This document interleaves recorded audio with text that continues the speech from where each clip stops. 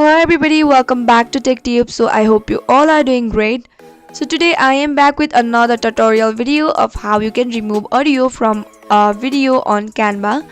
So to get started, go ahead and open up your Canva application. Now once you open it, you'll be appear with the home page of Canva.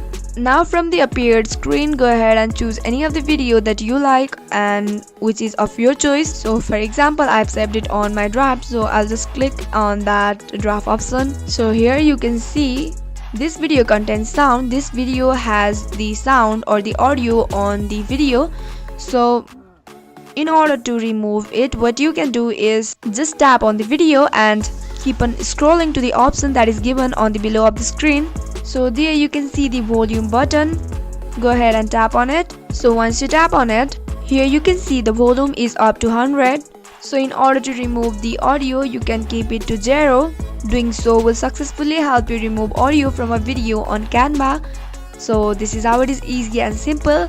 I hope you found the video to be helpful and informative. If yes, go ahead and subscribe to our channel and do not forget to press on notification bell for more updates.